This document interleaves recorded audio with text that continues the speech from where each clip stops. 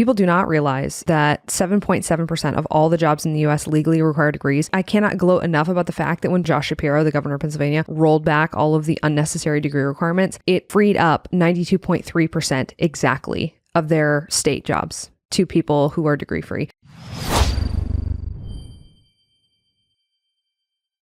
Aloha folks, and welcome back to Degree Free. We are going to go over the 6 predictions that Hannah and I made in the beginning of 2024. We are going to see whether or not we were correct about our predictions. This is the first time that we've done this. Last year was the first time that we made predictions publicly, and this is the first time that we get to check whether or not our predictions were correct. So this is going to be fun. There are 6 predictions that we had, and we are going to go through them one by one. But anyway, there's 3 that you made. There's 3 that I made. Let's jump into it. And so some of these are about Degree Free, the movement, and a couple of them are just about trends in general. The first one that I wanted to start off with is going to be trend in general. And this was my prediction, which is that there was going to be more AI. That really is the line that's written down here too. It's more AI. Well, I went back and listened to the episode, and that was the prediction, basically, which is that AI was going to go crazy. Also, you weren't wrong. Thank you. It wasn't very hard. That wasn't a very bold prediction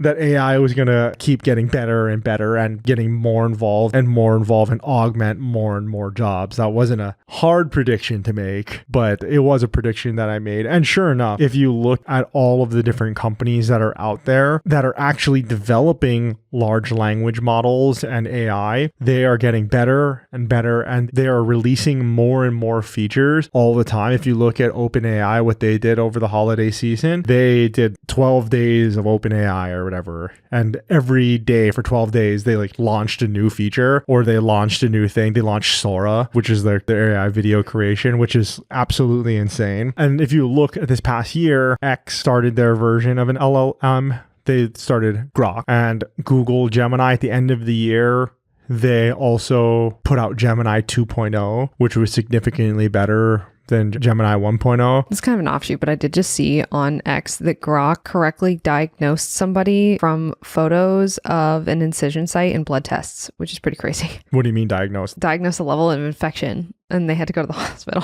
Isn't that insane? Yeah. Because diagnostics in general is just pattern recognition on a large scale. And so if you can feed it all of these different pieces of information, it's going to be a much better diagnostic partner, I suppose, to a physician, because it will literally have seen more than a physician. That's exactly right. And then they also are not susceptible to bias. Well, I mean, they are susceptible to bias depending on how you train it. I was talking more about it's like fatigue. They're not susceptible to the human condition, which is you lost all your money on crypto, and your doctor, he's actually in the poorhouse because he bought his 7th Tesla and is going through his 2nd divorce. And right before your consult with him, he just got off of got served with papers. I don't know if it's sepsis or not. You're probably fine. Go home. The AI doesn't have any of that. And then less dramatic than that, I guess, is more like, hey, I'm tired. I had a bad night of sleep. That's probably more frequent than the scenario that we described.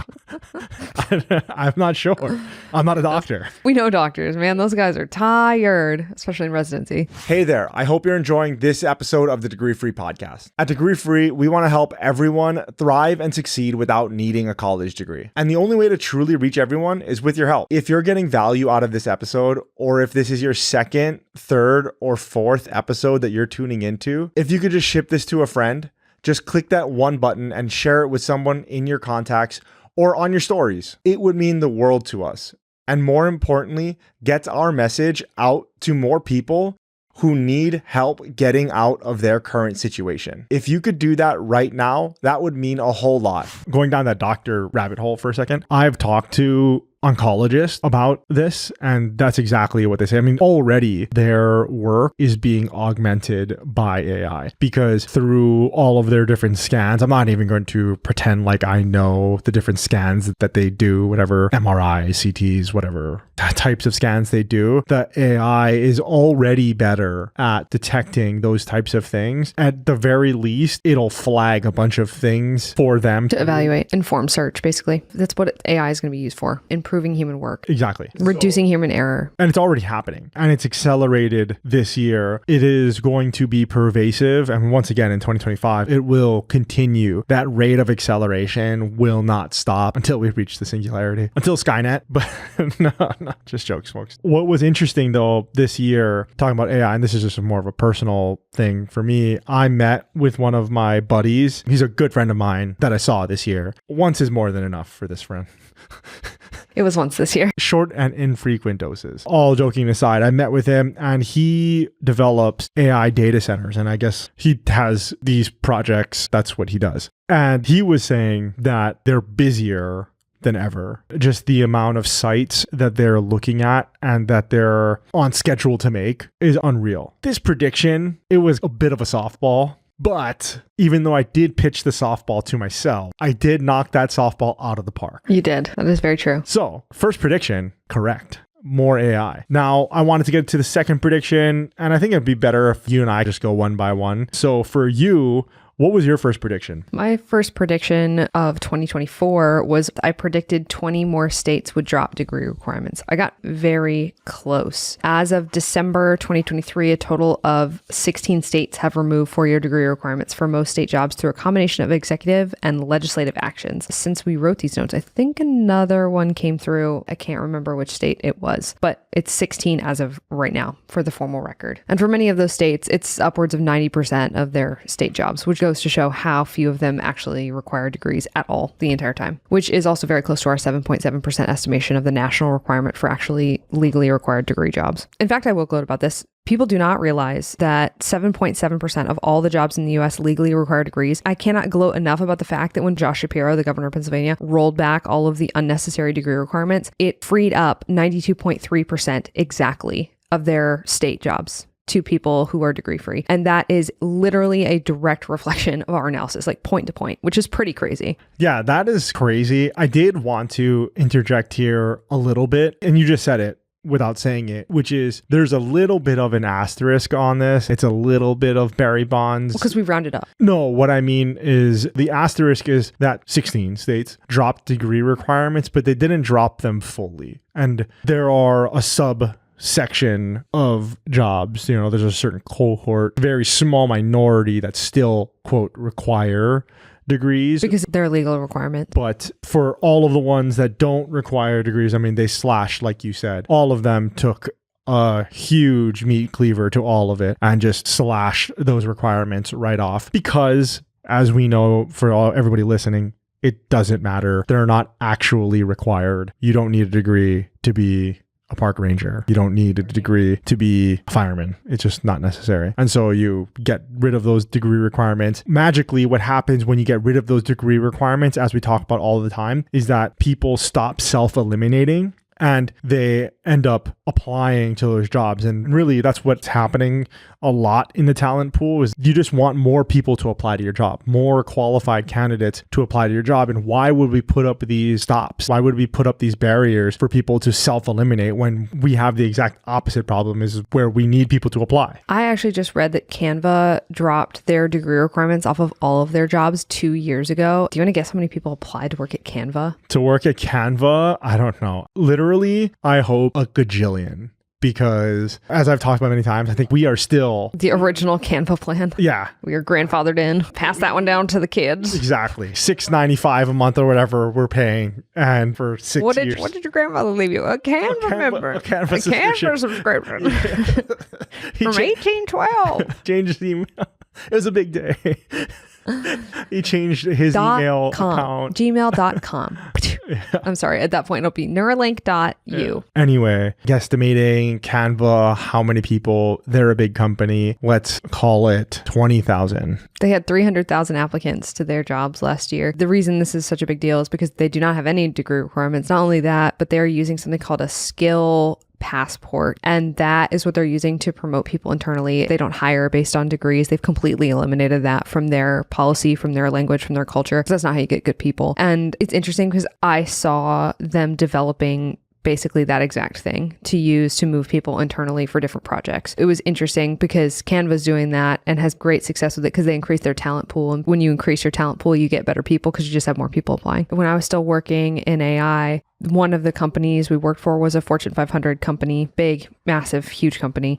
And they were building the first version of essentially that exact thing, where they were measuring based on projects. They were measuring based on skills-based tests. They did not give a crap if somebody had a degree or not in order to decide to put them on a project. That's amazing that companies are figuring it out, and it's definitely necessary. What is going to be the really huge game changer in the market is when you can figure out how to do it externally. They also removed degree requirements outside, but now it's the skill thing. It's literally exactly what I'm saying, which is you have to figure out how to measure skills and portfolios and all of that from external candidates. And companies are out there that are claiming that they can do it. The companies that we all know, and those employment companies, Indeed's out there, LinkedIn's, those types of platforms, they are working day and night to try to figure out that thing. Because for them, it's literally their job. Their job is to connect talent with companies. If they can figure it out, they're going to get all of the job seekers going there. And if they get all of the job seekers going there, they're going to get all of the companies going there, or vice versa. If you get all of the companies going there because their matching is so good, then all of the people are going to follow. Either way, the companies is the hard side of the market, though. You want to get the companies there. So if the companies are very sure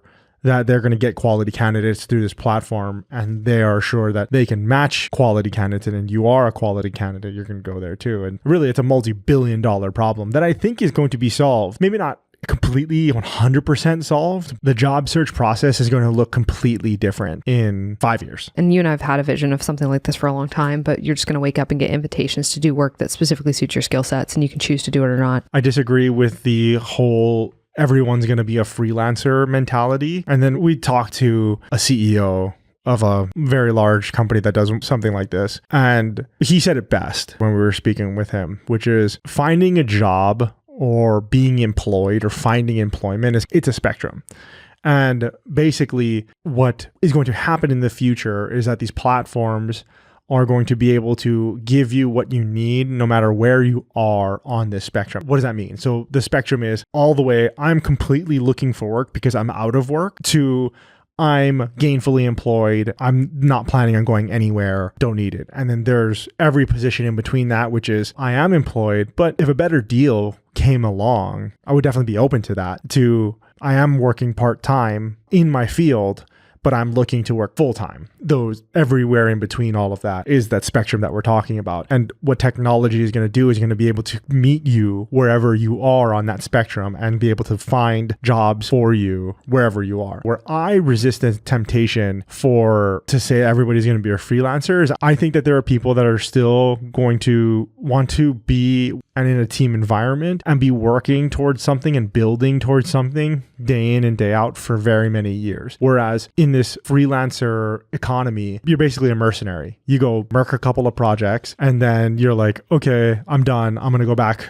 to the sofa, wait for my phone to ring, wait for the next hit to come in, and then I'm going to go murk some more people. And this is my view of everything going back to the future. So you're thinking of freelancer in more of a tech-centered way, but if you think about it, even like the classic artists that worked on the Sistine Chapel, worked on these massive things, were technically freelancers. They technically weren't employees in the way that we understand employees to be, but they had consistent work, and every day they chose to show up, and some days they chose not to show up if they were protesting some aspect of the project or other. But really, that's what I mean. A good example is the guy that just rebuilt Notre Dame, the cathedral. He was a contractor that did that, obviously. And he chose to take that. He chose to take that contract. And I think that in the long term for artisans or tech workers, I do think that it'll be something like that. You're employed where you're at. But I also think that people will have a lot more control because it's kind of how it used to be. Technically, all people were freelancers. If your farm was fine, you could go down the road and shovel dirt for a neighbor, or you could go into town and do whatever for 3 days a week. It's the way people used to be. It's the way they used to operate. So I think it's natural. I tend to think that people end up doing the things that are natural to them before, which is fill their time if they want to. Yeah, I think that future is going to become more prevalent. It's going to eat more of the market share than what is today, whereas most people are employees, most people are working for a company, most people are W-2. And then one of the things is in the US, you have to figure out the whole healthcare situation. That's a mess. But as soon as we can figure the healthcare situation out and not tie it to our employer anymore and not make it extremely expensive for healthcare through other means other than being employed, then we're going to see a major shift in that reality. And that's going to eat market share of W-2 versus freelancers. And so, yes, I do think that will eventually take much more of the market. I still think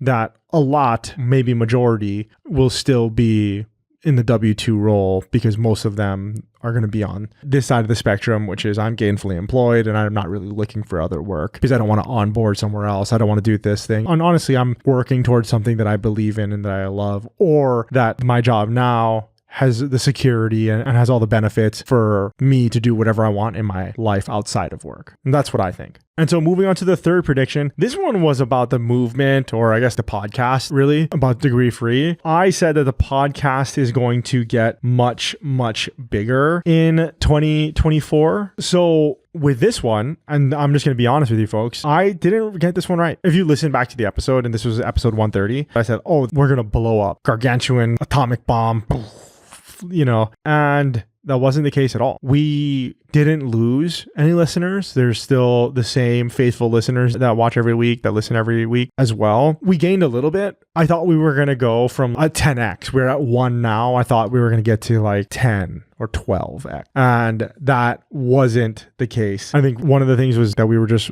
really focused on the Degree Free way and trying to get that launched and trying to get that out the door. And that sapped up a lot of creative energy. And if you actually look back to our episodes, we usually had a lot more guests on and things like that. But because we had the Degree Free way, fulfilling it, writing it, all the stuff, we couldn't take as many guests. We couldn't have as many people on. And not having the guests on really hampers it, actually, because then usually when they come on, they share it with their audience, and that helps to grow the podcast and everything like that. And it helps grow the movement. But we weren't able to because it was so difficult to hammer down when we could sit down and actually talk to people. And so anyway, thank you for everybody that's watching. Thank you for everybody that's listening. It is awesome. 2025. I'm renewing this one. I think that actually this year is going to be the one. Once again, like I did the last one, more AI and also more Degree Free in 2025. Yikes. Cop out. Somebody send the police. So moving on to number 4. So number 4, my prediction was down credentialing will accelerate in medicine, technology, and teaching. And I was right about all of these, actually, every single one. The National Association of Medical Staff Services has been removing obnoxious questions from their credentialing applications in order to help physicians not have to be annoyed when they're renewing credentials. That's not so much what I'm talking about, as far as there's a big push by that same organization to adopt digital credentialing platforms, which is really going to help with licensing across state lines and all kinds of different stuff. That's going to get more and more common. It looks like a lot of changes are coming down the pipeline next year too, probably with the change of administrations, just to be quite frank. It's going to be interesting to see how healthcare specifically, business policy, and then higher education policy. I don't want to call it higher education policy, as we all know I don't really believe that that's what it is. So I'll call it not academic policy, but academia policy is going to change completely next year. So I'm interested to see this specifically, but 2 other areas, like I talked about, major tech companies, IBM, Tesla, Google, Bank of America, Accenture have all removed degree requirements for certain roles. Canva, like I just mentioned. There's way more than that. We should probably have a giant list up on our website, but the shift really is to tap into a broader pool of talent. And there's a massive skill shortage across all industries. That's the solution to it, is volume. And that's what they're doing. And then teaching is another one that is always, for some reason, highly controversial, but this is happening and people can get with the program or not. In Texas, the Texas Education Agency offers alternative certification programs, and this allows people to become certified teachers while completing their teaching certification requirements and getting paid. And then New York has developed alternative pathways to teacher certifications because they have so many teaching openings. They cannot keep teachers for anything. A lot of these also include alternative certifications and allow people to actually test out teaching and transition into teaching from being a parapro or a teacher's aide. And this is to address the fact that there's not enough teachers. Arkansas has another one. They have a 2-year program that allows somebody to complete a bachelor's degree and to teach while completing certification requirements. And then Arizona is offering a teaching intern certificate as well. Basically, there's just a giant loosening of all these requirements. And then the main thing is that people are trying to reduce the risk of people not wanting to be teachers. So they're trying to get them into the actual environment before they buy a college degree in education and then realize they hate their life. I hope that this results in people who do become teachers being much happier with their life choices and them going into it much more informed. Yeah, absolutely. I think the sooner that we can get them into the classroom and into that environment, I'm not even saying teaching, but just into that environment to see whether or not that's something that they want to do or something that they can put up with, the better. And then also in the same vein, the sooner that we can get them in there as well. What I mean by that is with the less debt, the better. The happier they're going to be. Exactly. Because with the amount of money that they're going to make, they shouldn't be in 6 figures worth of student loan debt. The math just doesn't math out. And we've talked about many times in the show, I think that is one of the biggest reasons for the dissatisfaction in the teaching profession. If you talk to teachers, a lot of them are unhappy in their role, which is interesting, right? Because you would think from the outside looking in, it's a pretty good gig. You're like, oh, we don't get paid enough and all that. Sure. But I'm not shitting on teachers here. I'm just saying, if you look at it, they work 8 months out of the year and they get paid a full salary. It's a pretty good gig. And yes, your contract pays you. The thing that people are going to say is a contract, which it is a contract. They get a contract every year for the most part. But the contract is a full-time salary. There are people who work all year, not 8 months of the year, for that exact same amount of money. Lots of people, including firefighters and EMTs, who put their lives on the actual line and actually go into burning buildings and actually deal with people who are violent and drug addicts on the streets. And they get paid that amount of money. So it's a similar pay. Like, it's a public work salary. You can choose to go into it or not go into it. And if you want people to be happier, then having them start at 18, actually test out if that environment is right for them, and then progressively get paid more while they get certified without having to go into bachelor's degree debt is the answer, especially master's degree debt. The amount of teachers I've seen get roped into master's degrees for absolutely no reason is insane. I think that that's a good thing. Getting them into the classroom quicker in both senses, just so they can see the environment, see if they like the work, and then also to keep them out of student loan debt, because the less student loan debt they're in, the happier I think that they're going to be in their role and with their life ultimately, which is important. But yes, the down credentialing has kept up and has broadened for sure in the healthcare space. When you said medicine, I think you were also talking about just healthcare in general. Not, I think. In the episode, that's what you said. It was the healthcare industry and medicine, and the tech, that's obvious for sure, and then teaching as well. So I think that you hit the nail on the head on that one as well. And so moving on to number 5. My number 5 prediction, this was my next prediction, was that there would be an uptick in small business creation. This is because of one huge factor, and that is that Gen Z has a very entrepreneurial spirit. And also, contrary to what a lot of people think about this generation, they are actually not afraid to work on the right things. If they have the right thing, they do care about it, actually. A 2024 report by WAP highlighted that 54% of Gen Z respondents plan to start a business, underscoring their strong entrepreneurial intentions. This is actually amazing because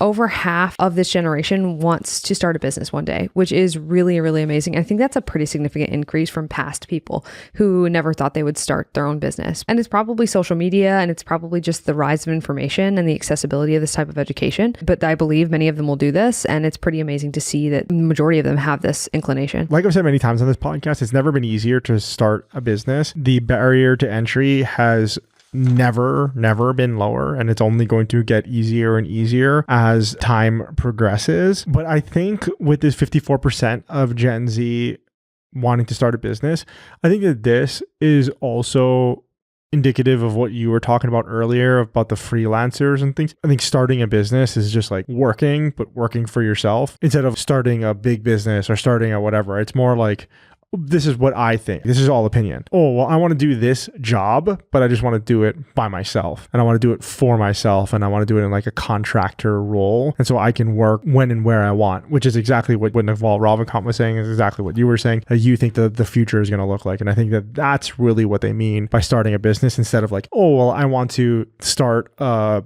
business where I then hire people, employ more people, make it big. I think it's more like, I want to be a graphic designer and I just want to work for myself. That's what I think starting a business is. I don't know. That's just my opinion. I think I agree with that. Last but not least, this was more about our business or about Degree Free as a movement, which is 2024 is going to be Degree Free's year. That's what I said. And I would say for our company, that was definitely true. Yeah, it wasn't not, that's for sure. I would say that was definitely true. With the launch of the Degree Free Way, it was the biggest launch we've had, and it stretched us as entrepreneurs, but it felt good to have a product that wasn't thousands of dollars. Yeah, that was accessible to people. That people could buy. And then once again, how is it accessible? It's still expensive. To all those people, you write your own book, publish your own book, and make sure it's 2 books that go together in a set, and then you figure out the logistics, supply, shipping, printing, all of that stuff. Good luck.